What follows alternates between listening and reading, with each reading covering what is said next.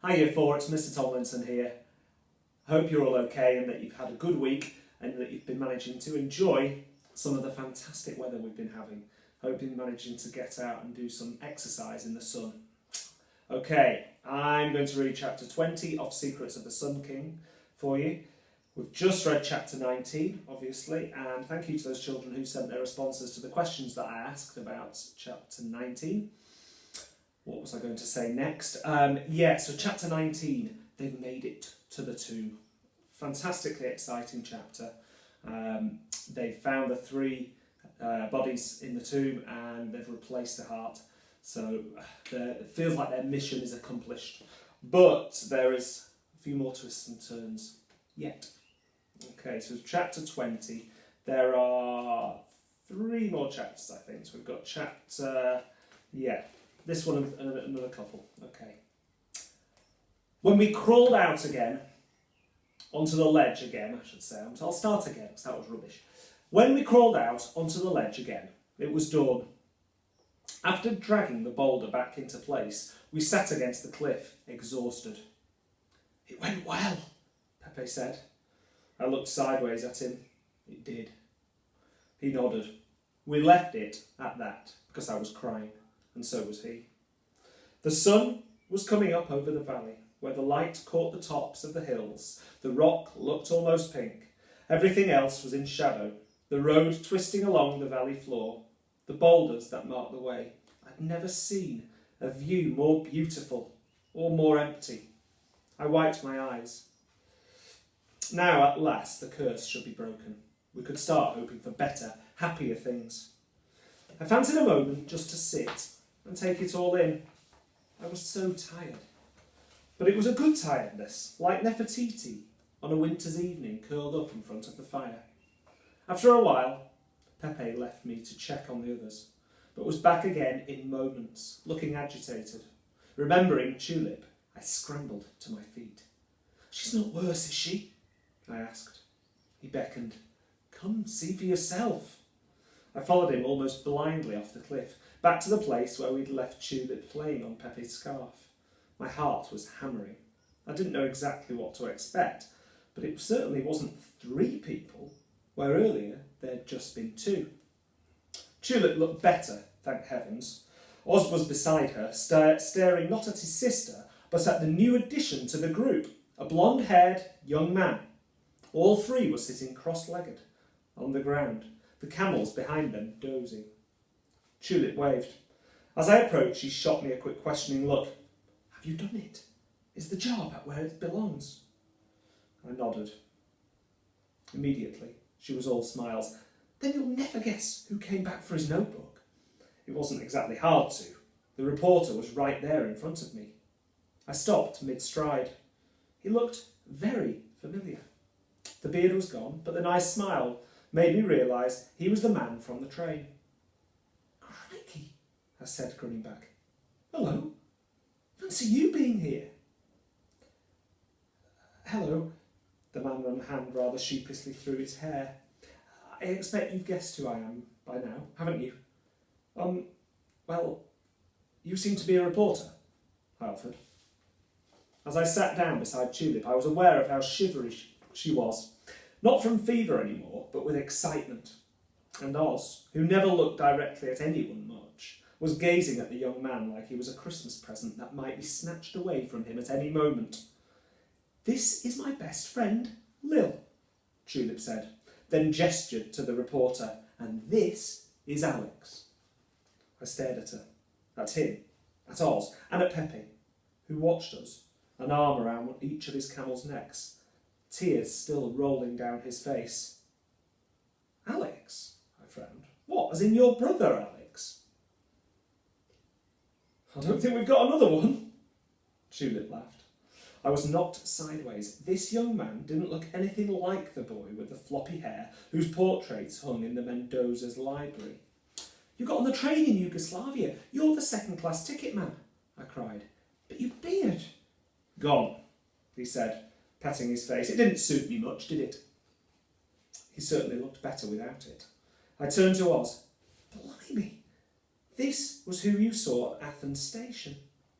But Oz, who normally had enjoyed being right, wasn't even listening. He had his brother back, the lucky devil Alex, who was sitting there with his notebook in his lap. "So you're a reporter?" I said again, because it hadn't all sunk in. "I'm afraid I am," Alex admitted. "I write for the Washington Post. I was sent by Mr. Pemberton." I finished his sentence for him. It all began to make sense. "You're here to replace the man who had a motor car accident in Italy." "That's it," Alex nodded. I was still confused. Where had he been since war? Everyone in Tulip's family thought he was dead, but it wasn't my place to ask. I was learning this too. Sometimes people only told you things, difficult things, when they were ready to do so. "Well, you know your mother's going to eat you for breakfast, don't you?" I remarked. Oz looked very worried. Tulip laughed fondly. "I'm certainly going to get a proper telling off. And I probably deserve it," Alex agreed. "I think we're all in for one of those," I pointed out. "But you being here, it's incredible." And it was. Though it didn't sink quite in that much, such a better, happier thing had happened already. All I could do was burst into a fresh bout of tears. Mrs. Mendoza was waiting for us with a face like thunder. "I've just reported you missing to the local police," she cried as we arrived back at the houseboat. "Tulip, what on earth has happened to your leg?" "It's better than it was last night," Tulip told her. When Mrs. Mendoza saw Alex, the leg was forgotten. Yet she didn't come any closer. Maybe she didn't believe this person really was her son. Or maybe she was angry. We all stood on deck, not knowing what to say or what to do. The silence was agony. Alex, meanwhile, grew paler by the second. "Here," Tulip offered him a seat. As he sank into it, she settled herself protectively at his feet. Oz moved his chair to sit next to his brother, the bond between them obvious. I felt glad for them, I really did. But this was family business. I was an outsider looking in. Theirs was a team I wasn't part of. In broad daylight, Alex's scars were more vivid. His hair tumbled forwards into his eyes once or twice, which made me think maybe he didn't look so different from the boy in the portraits after all. He was, I suppose, rather handsome. He also seemed very lost. "Might we have some tea and toast, Mama? I'm starving," Tulip suggested. Mrs. Mendoza went very white, then very red. "You can't just walk in and expect breakfast." She looked pretty scary too, to be honest. Tulip seemed to recognise the look too. She looped her arm tighter around Alex's ankles. "The war ended, Alex. They told us you were missing, believed dead." Mrs. Mendoza's voice was dangerously quiet. Alex wiped his hands on his trousers. Even from where I was sitting, I could see how much he was shaking. "I was in a hospital in France, Mum. This scar on my face," he touched it, "shrapnel. I couldn't speak, feed myself, or remember anything for months. I didn't know who I was." I wished Mrs. Mendoza would go to him and hug him, but all she did was close her eyes for a moment. "Why didn't you come home when you'd recovered?" she asked in the same tight, quiet voice. "Come home for what?" Alex asked. "Look at me, Mama. I can't even hold a cup of tea without spilling it." Mrs. Mendoza gritted her teeth. "We thought you were dead. Everyone, even at the War Office, thought you were dead." Alex was crying. "I couldn't come home to you in pieces, Mama. You'd have been so disappointed." "Disappointed?" Mrs. Mendoza looked shocked. "You've never disappointed me, ever." I thought of all the silver cups on the library shelves. The place at Oxford. Alex's spectacular future was all mapped out for him. "That's exactly it, don't you see?" Alex said. "I'm not your dazzling boy anymore. I've seen terrible things. Seen chaps who I've shared lunch with die half an hour later. The war changed me." A lump grew in my throat as I thought of my dad. The war probably changed him too, though he'd never have said so much out loud.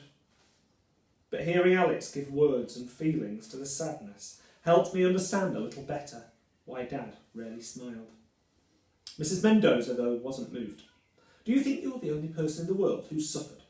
All those wives who lost husbands, all those children without fathers, mothers without sons. She almost spat the last word. And those men who did come home, disfigured, injured, out of their minds, do you think they found it easy? Do you? Alex shook his head. I lost 2 tiny babies before you came along, she told him. You were my blessing. And then, 4 years ago, I thought I'd lost you too. It was getting harder to listen.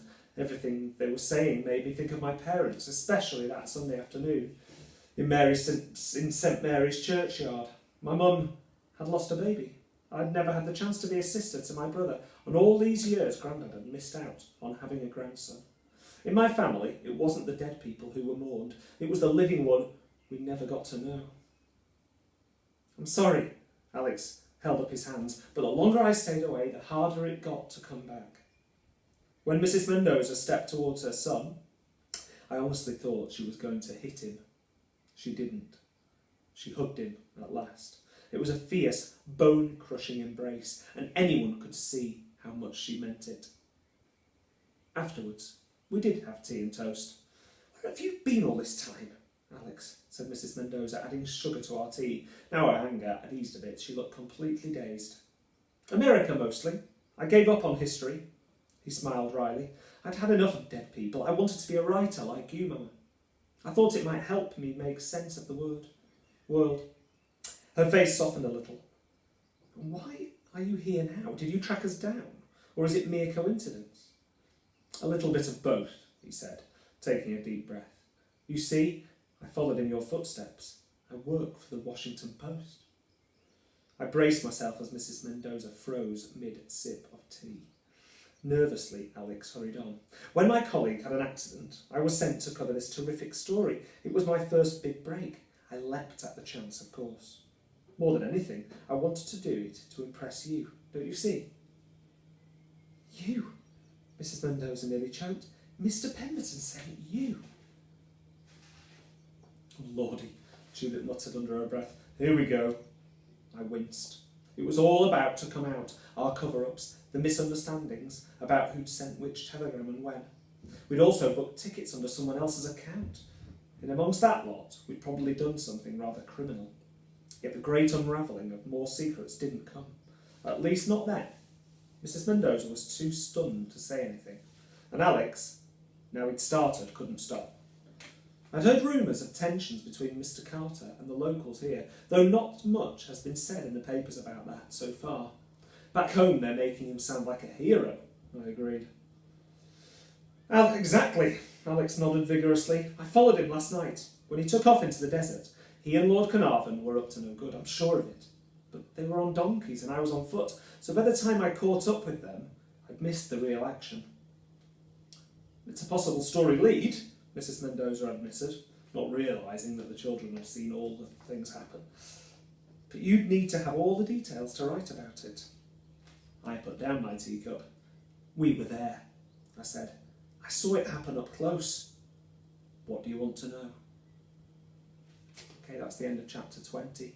Here are a few questions. I think there's 5 this week for you to have a think about. Why do the children replace the boulder? So they replace the boulder, but why? Next one. Why were the children crying? Think about reasons why you might cry. Next one. How did you feel when you found out the man was Alex? Next one. Why is Mrs. Mendoza so angry? And the last one. Do you agree with Alex's decision to not return home? And I'd like you to tell me why. So Alex chose not to go back home because he was injured and he felt like he'd been away for too long and that his mum wouldn't be proud of him when he came back. Is that a good reason? Have a think whether you agree with him or not and tell me why. As always, you can send your responses to forhomework@newby.bradford.sch.uk. I'm really looking forward to seeing some of the work that you're going to be doing this week on that email address. I know myself and Mrs. Shah are going to be looking at it this week.